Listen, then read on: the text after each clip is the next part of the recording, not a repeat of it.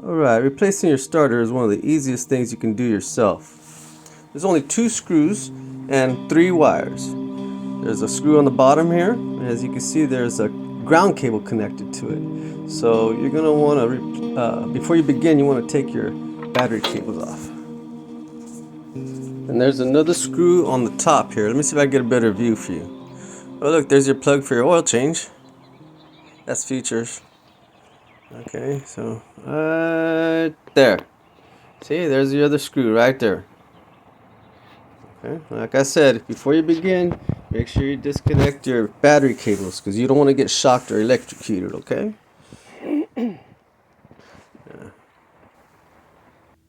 Now I already took the top screw off and now I'm taking the bottom screw off.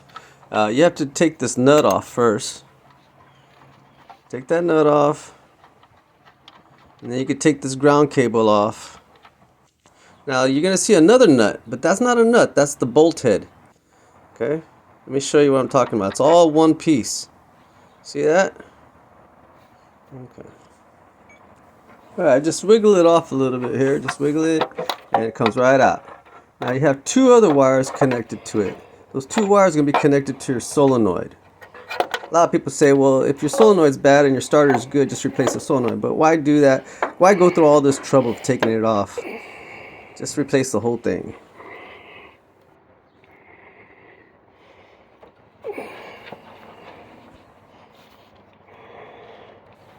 Alright, as you can see, there's these other 2 wires right here. They're connected to your solenoid.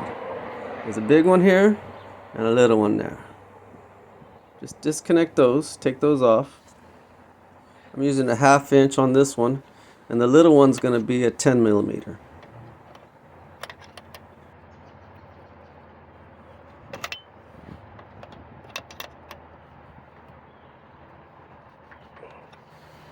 Alright, so when you take it off, this is what it looks like. And you can see your flywheel right there. See the flywheel? Has little teeth on it, like little gear. It's gears. Okay. And so that's what your starter. When your starter kicks on and it turns that flywheel. Okay. And here's all 3 of those wires I was talking about: the ground cable, and then the 2 that go to your starter. I mean, to your solenoid. Okay, so this is what it looks like. There's that little gear right there that spins. That's the one I was talking about. That one spins, and then it spins your flywheel. Okay. Like I said, I use a 10 millimeter for the little one right here, and then a 1/2 inch for the other one. Okay, now remember, the short screw goes on the top, and the long screw goes on the bottom. Alright, so let's go put this new starter on. Let me show you how it's done.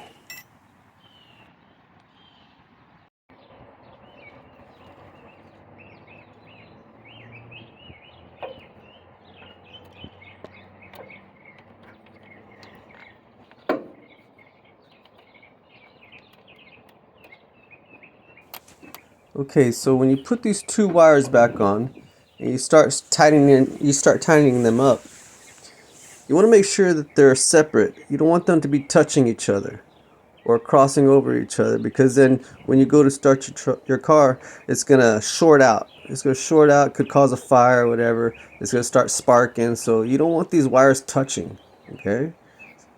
So make sure that you keep them separated when you tighten them down. I'm just going to tighten them right now with my fingers, with my hands, tighten them as much as possible, and then I'll come back with a wrench and tighten them even tighter with a wrench.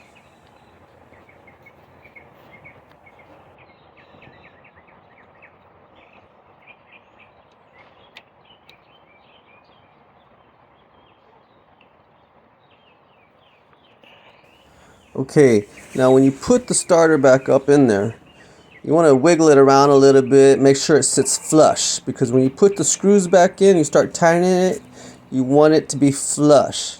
So I tighten the nuts, I tighten the bolts on a little bit, and then I wiggle it around, I keep tightening it, wiggling it around.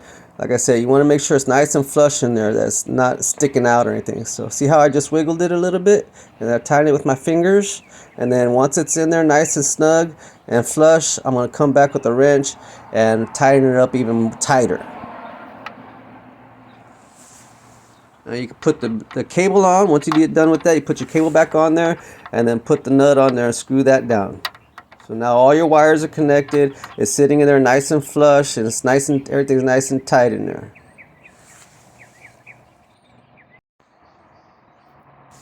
All right. So normally what I do is I jack my truck up and I put a jack stand under it to hold it up. That's why I got a little bit of room under here. I'm able to lie down underneath here. That's how I do it. And then I put a couple of bricks in the back tires so it doesn't roll.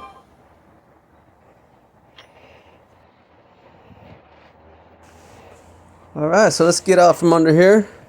Go start her up and see how it sounds. Alright, here we go. Moment of truth. Okay. Let's just see. Put my clutch in. Yeah! There we go. Listen to that. Alright guys, thanks for watching. If you got some good information out of this, you liked the video, do me a favor, like, subscribe, share it with your friends, hit that bell notification so you get future videos. Alright, have a great day. Sunshine. I think I found it now.